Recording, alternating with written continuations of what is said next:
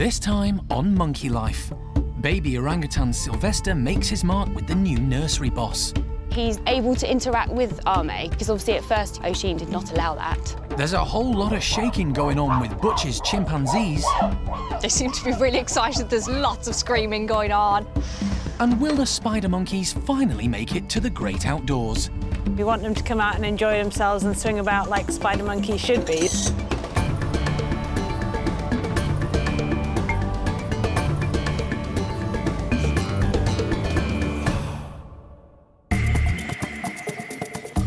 Monkey World, tucked deep in the English countryside, is the largest sanctuary of its kind on the planet.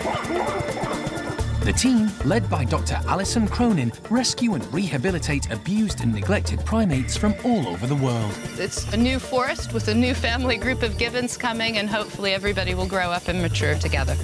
The park is home to more than 240 monkeys and apes from 19 different species, and the aim is to give them a safe home for life.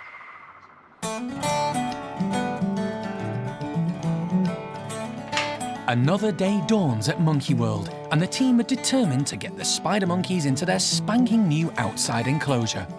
They've already tried persuasion, but now it's down to bribery. We're just prepping the spider monkey outside with some of the fruit from their AM feed. It's a bit of the nicer food from the feed, so it's a nice encouragement for them to come out because they know they're going to get something tasty from it. Yesterday, they thought the spiders would be keen to rush outside as soon as they opened the doors. But Hickory, Flint and Pumpkin proved everyone wrong. Flint was the only one brave enough to consider the new enclosure, and just when it looked like he'd made it to the trees, his courage failed him. It was all too strange for these spiders, who've had a lot to get used to. They're sharing a house with a very noisy crew. I think to begin with, all the crazy capuchins surrounding them was a little bit intimidating, but they've just got used to the hustle and bustle of that now, and we've built this enclosure for them. We want them to come out and enjoy themselves and swing about like spider monkeys should be. Hopefully today they'll have the confidence to go a bit further. First off the mark is Pumpkin, who last time barely made any headway. Today, she's going straight for the goodies without hesitation. She really loves her food, so that was one of the big motivators, I think, for coming out. And now that she's out, she just seems really happy and confident and just moving about the place really well. Flint's next out. He's been this far before and chickened out. But this morning, his belly's got the better of him, and he's enjoying breakfast in his posh new garden. I think seeing them out in the enclosure is really useful because obviously they're more active, so you can actually see how fit they are, how well they move. And I think it also helps us know their personalities. You know, if they were quite quiet in the bedrooms and now they're out playing around, we know a lot more about them, and we can see that they just needed the space and play around in the enclosure. There's one shy spider monkey still to make his way through the tunnel. But with fresh fruit on offer, even timid Hickory eventually plucks up his courage. It's not long before all three spider monkeys are exploring every nook and cranny. We're really happy to see them out here. Obviously, the enclosure we built for them so that it would be really fun for them to go out in. It's got loads of hosing, loads of layers, because spider monkeys are big climbers and they're chatting away as they do it, making lots of happy noises. I think they really are enjoying it.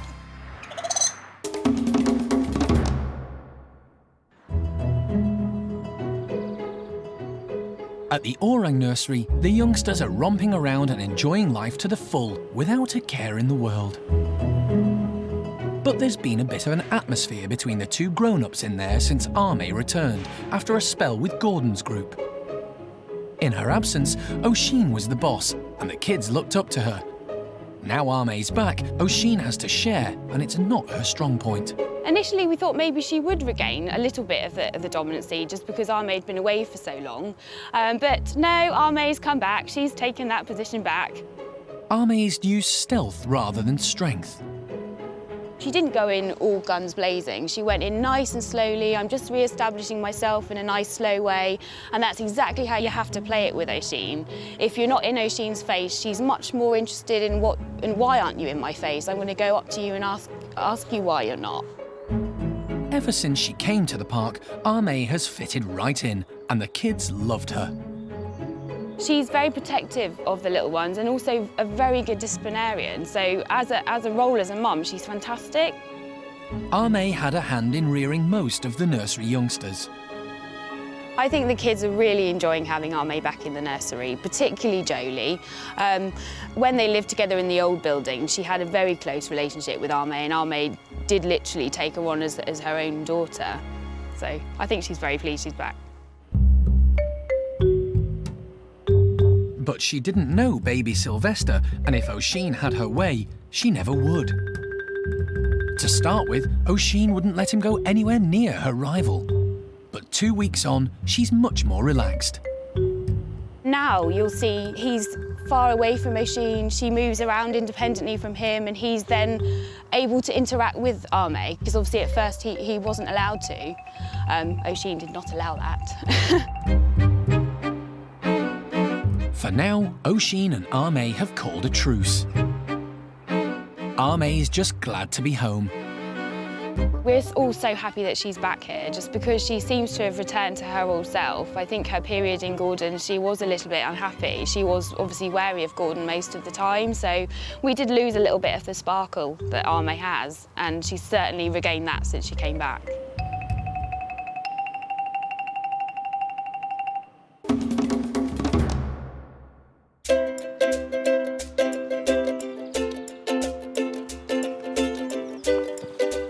At the Bachelor Pavilions, there's a treat in store for the boys. The team are positioning special chimp-proof goodie bags all around the enclosure. As you can see, they're really robust, which is great for the chimps because they destroy absolutely everything. Each container's already been packed with their favourite fillings. Some are ice lollies, so they've got some frozen squash with grapes and nice treats inside. Others have some jelly. And again, we've stuffed some with some fruits, some honey, some grapes, some nice treats, really, just to keep them busy.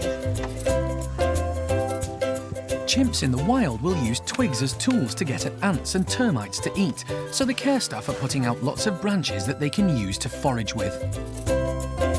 Hopefully they'll grab the browse, they'll stick it in the toys, get some of the jelly off, some of the honey off. Makes it a bit harder for them, makes them work for it a little bit. And the boughs also have other uses.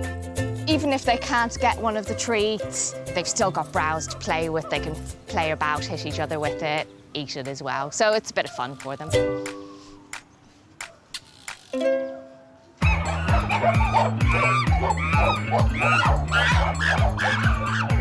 There's mad excitement as the gang rush in and make for the feast. The gaudy colours have caught their eye, but what's inside is their main concern. They seem to be really excited. There's lots of screaming going on. Some of them are a little bit worried. It's something a little bit different, a little bit new for them. There's lots of good noises coming out of it. High ranker Paco can't contain himself. He's rock and rolling on top of his world. He generally tends to go to one of the highest poles and does a massive big display. When he starts doing that, it generally gets the whole group going. There's plenty to go round, but as usual, the dominant guys grab more than their fair share. Buxom at the moment has 3. Normally, as a high ranker, he will get quite a few, and he doesn't seem to be bothered about having to work for his food. He quite enjoys it. He's having such a good time that he doesn't even notice when Mojo sneaks in and makes off with one. Boss Butch looks like he's done this before and soon gets his reward. But others are struggling, even with toes to help. One clever chimp has got the hang of using the twigs. I have seen Paquito, he has attempted to, but I think most of them are quite happy just to turn it upside down, rattle and shake it.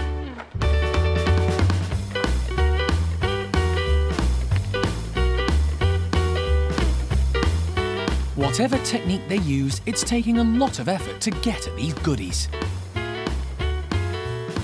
And some of the chimps who are usually in the thick of it have opted out to relax in the sun.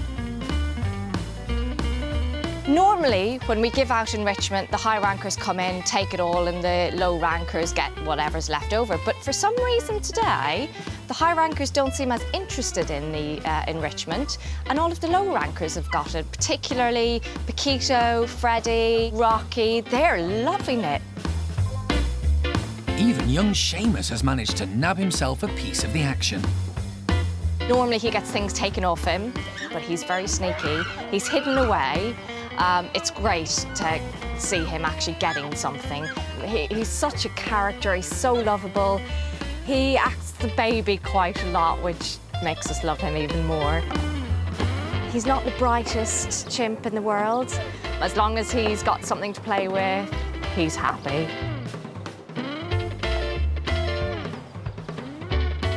And happy chimps make all the effort worthwhile. This group was one of the nicest groups to work with. They've got so many different personalities. You've got your cute ones, you've got your funny ones, you've got your dead serious ones. But there is never a dull moment, never a dull moment.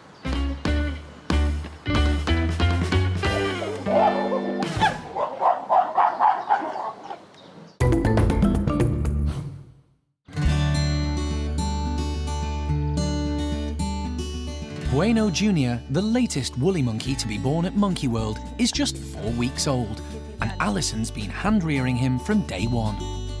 He's doing really well, and I couldn't be happier, actually.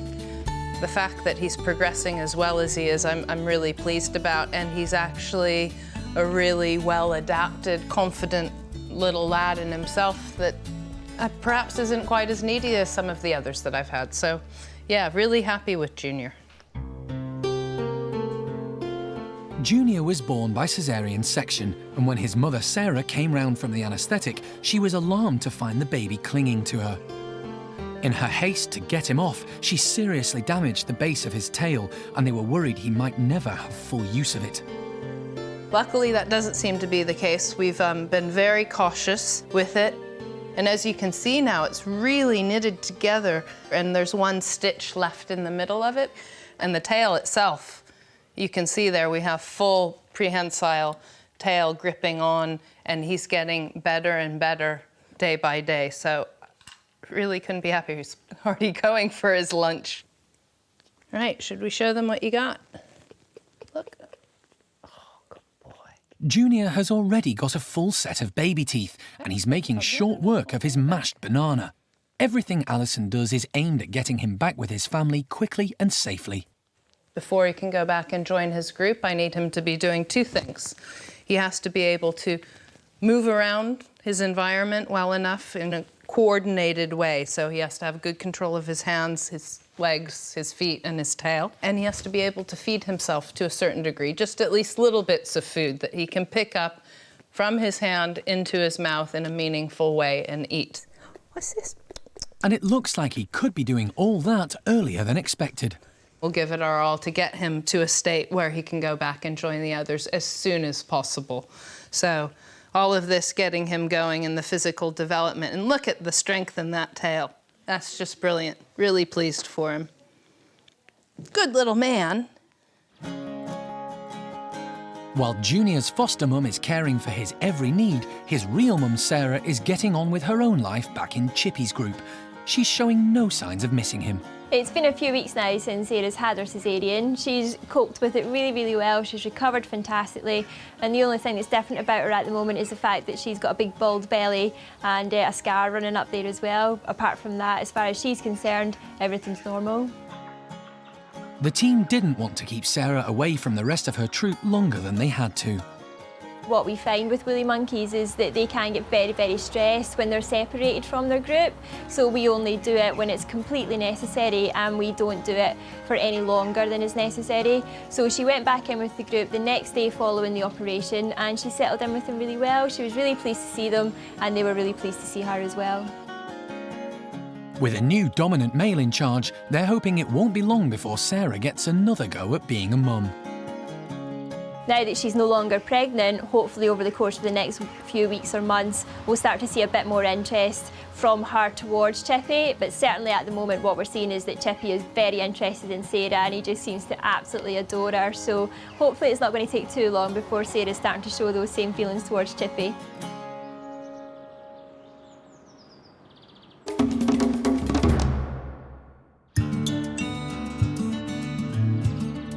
There have been a lot of changes in the past year for the park's marmosets.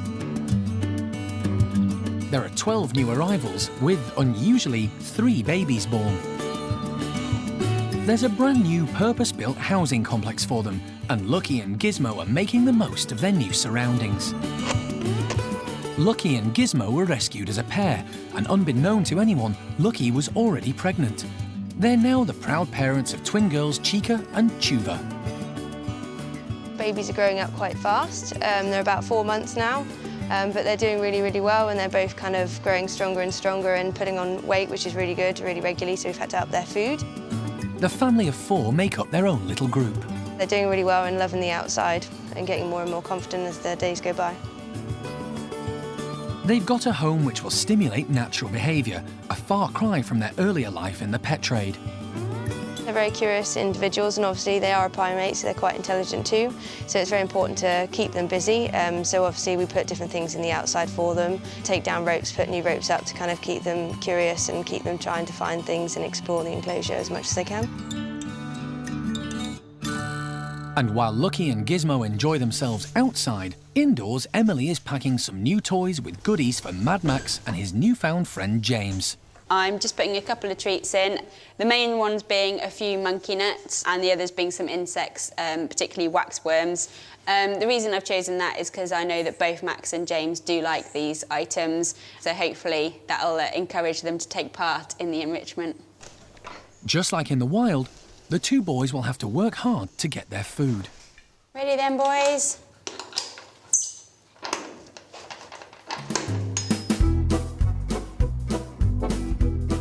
Daring Max can't wait to investigate, but less experienced James doesn't quite get the hang of it first time round. And curious Max quickly tucks in. Any kind of object, particularly anything like shiny or colourful, anything like that completely grabs Max's attention straight away. He doesn't hold back, whereas some marmosets, they definitely always want to go and see what the new thing is about, but often some of them will be quite shy and timid and it's a new thing and they could be a little bit scared of it. Max doesn't show any of that at all, ever. Where is it? When young James arrived at the park, he seemed to have a digestive problem. He was sick whenever he ate something, which meant he wasn't getting all the nutrition he needed. He was eventually diagnosed with a condition called Megaesophagus, which means his throat is enlarged and the muscles don't work well enough to keep his meals down. But with careful feeding, there's been a marked improvement. He's actually doing really, really well. He's not on any medication for it. We're just actually managing it all kind of dietary-wise. So obviously we just watch what he eats. We weigh him very regularly. We try and weigh him every fortnight. And we also give him extras as well throughout the day, just to make sure that he is getting enough calories. His weight is really, really good. He's actually at the highest weight he's ever been since he's been here. So that's fantastic. And James's arrival has brightened up Max's social life. Before coming to the park, he'd lived on his own and never learnt to mix with others. The team had tried introducing Max to 12 different marmosets before James, with no success. With James, it was a different story, and the pair soon became best pals. It was actually a complete surprise to all of us here, and I think that a lot of it has to do with James's personality, the fact that he is so laid back and easygoing, and just an all-round really, really nice marmoset. It's absolutely fantastic for both of them to be able to get on and live together.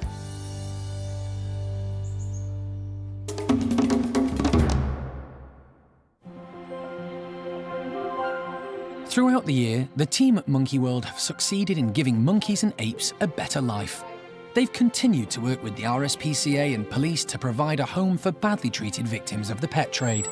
And irresponsible owners have been prosecuted and banned for life from owning primates. 2 new species have been welcomed to the park, including Jethro the Sarky monkey. You're a beautiful little man. Good boy. And spider monkeys Pumpkin, Hickory and Flint. The work with endangered species goes on, and as well as Bueno Jr., baby Ava was an exciting addition to the woolly monkeys. We finally have a girl, so it's fantastic for the breeding programme. Since Jim Cronin first opened the park offering sanctuary to ill-treated primates over 25 years ago, hundreds of monkeys and apes have been given a safe haven to live out their days in as natural an environment as possible. But as a result of the trade in primates, there are still many suffering in unsuitable homes in the UK, like baby Leo, who has broken bones from poor nutrition. Once again, we're being pushed to the limit. In the next series, there's political friction in Hananya's chimpanzee group, and he needs to assert his authority. It's time for 6-year-old golden-cheeked gibbon Tien to move on and find a mate. You know, Tien's time has really come. He's up at the top of a tree singing a song announcing himself. And young orangutan Jin needs to graduate to the nursery and find new friends. Oh, well done! The whole tribe.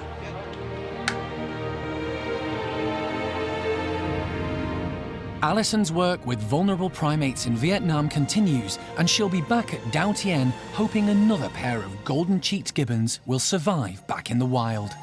We've just heard a big crash. It's either a limb, it could be limb win, I don't know. They're all chasing around, but we'll go and see.